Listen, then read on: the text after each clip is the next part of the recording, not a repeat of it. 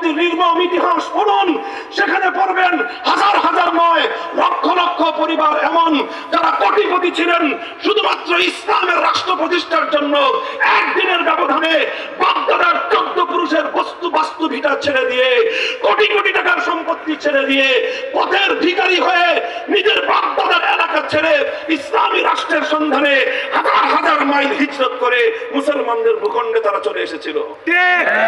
অসংখ্য অগণিত দৃষ্টান্ত।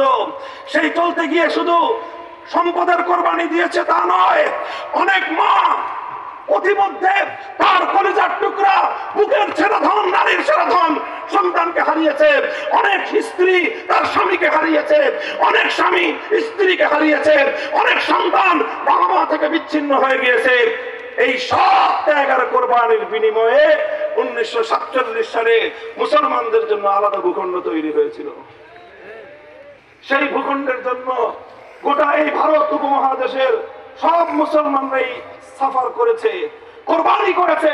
পাঞ্জাবের মুসলমানরা কোরবানি স্বীকার করেছে, বেলুচিস্তানের মুসলমানরা কোরবানি স্বীকার করেছে, সীমান্ত প্রদেশের মুসলমানরা কোরবানি স্বীকার করেছে, খাইবার থেকে করাচি পর্যন্ত মুসলমানরা অনেক জায়গার কোরবানি স্বীকার করেছে।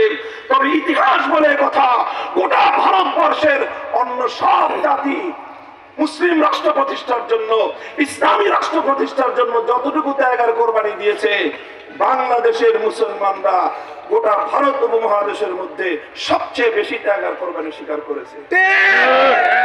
এটা ইতিহাস, এটা আমার বানানো কথা নয়, আমার দাবি, এটা ঐতিহাসিক সত্য দাবি। এটা বাংলাদেশের মুসলমানরা এই কোরবানিটা স্বীকার করেছে। সেই মুসলমানরা কারা ছিল? হয় আমার বাবা, আমার দাদা, না হয় তোমার বাবা, তোমার দাদা। আমার এবং তোমার, হে বাংলাদেশের মুসলমানরা, আমার এবং তোমার পূর্বপুরুষরাই একটি ইসলামী রাষ্ট্র গঠন করার জন্য 1947 সালের দেশ বিভাগের সময় সবচেয়ে বড় কোরবানির নজির পেশ করেছে তারা। আমাদের বাড়ির কাছে ছিল কলকাতা, আরেকটু দূরে গেলে ছিল দিল্লি, বাড়ির চারপাশে ছিল ইন্ডিয়া, ভারত। আমরা ভারতের সাথে থাকলে অনেক বড় রাষ্ট্রের নাগরিক হতে পারতাম। দিল্লির সঙ্গে খাতির করলে আমরা তো রাষ্ট্রীয়ভাবে অনেক বড় রাষ্ট্রের অধিকারী হতে পারতাম। কিন্তু না, আমাদের পূর্বপুরুষরা সিদ্ধান্ত গ্রহণ করে বুঝে শুনে সুচিন্তিত ভাবেই তারা কলকাতাকে লাথি মেরেছে, দিল্লিকে তালাক দিয়েছে, ভারতকে তারা ত্যাগ করেছে। সব কিছু করে 2000 মাইলের দূরত্বের পশ্চিম পাকিস্তানি খান পাঠানদের সঙ্গে হাতে হাত রেখে একটা রাষ্ট্র গঠন করেছিল। উদ্দেশ্য ছিল, খান পাঠানদের সঙ্গে আলাদা আলগা কোনো প্রীতি বাংলাদেশের মানুষের ছিল না, কোন আলাদা তাদের প্রতি আমাদের কোন দুর্বলতা ছিল না। শুধু একটাই সম্পর্ক ছিল, একটাই দাবি ছিল, তোমরা সে প্রান্তে থাকতে পারো, আমরা এ প্রান্তে থাকতে পারি। প্রশ্ন একটাই, তুমিও মুসলিম, আমিও মুসলিম। তুমি একটা রাষ্ট্র চাও, আমি একটা রাষ্ট্র চাই, এমন একটা রাষ্ট্র চাই যে রাষ্ট্রে আইন চলবে কার, যে রাষ্ট্রের সংবিধান হবে আল কোরআন। শুধু এই দাবি মিলে গিয়েছিল। এজন্যই আমরা মুসলমানদের জন্য আলাদা ভূখণ্ড হিন্দুদের কাছ থেকে নিয়েছি। আলাদা করে ভূখণ্ড নেওয়ার জন্য আমাদেরকে অনেক ছাড় দিতে হয়েছে, অনেক খনিজ সম্পদ ছেড়ে দিতে হয়েছে, অনেক পাহাড়ি অঞ্চল ছেড়ে দিতে হয়েছে, অনেক নদী ছেড়ে দিতে হয়েছে। সব ছেড়ে দিয়েছি, বিনিময়ে শুধু একটা জিনিস চেয়েছিলাম, একটা স্বাধীন মানচিত্র, একটা স্বাধীন ভূখণ্ড, যেই ভূখণ্ডে পতাকা উঠবে কালিমার, যেই মানচিত্রে কায়েম হবে আল্লাহর কোরআনের বিধান। এই তো ছিল 47 সাল থেকে 71 সাল পর্যন্ত 24টা বছর পশ্চিম পাকিস্তানি খান পাঠানরা বিশ্বাসঘাতকতার গাদ্দারি করেছে মুসলমানদের সঙ্গে।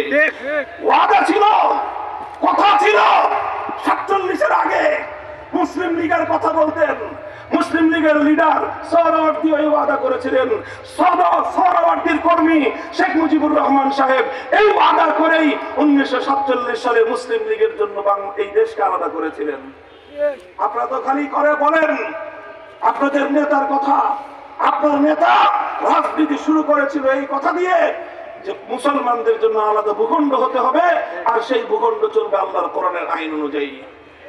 এরপরে আপনার নেতা, এরপরে আপনাদের নেতারা কিছুদিন পরে মুসলিম লীগ থেকে হলো আওয়ামী মুসলিম লীগ, এরপরে ইসলামকে পরিপূর্ণ ত্যাগ করে আওয়ামী মুসলিম লীগ থেকে আপনারা হয়ে গেলেন আওয়ামী লীগ। আপনারা যাই হন হলেন, এটা নিয়ে আমার আপত্তি নাই। আপনারা যেটা হন আপনাদের ইয়োর চয়েস, আপনাদের সিদ্ধান্তের বিষয়। কিন্তু প্রশ্ন হলো হিন্দুদের সঙ্গে ভাগাভাগি করে মুসলমান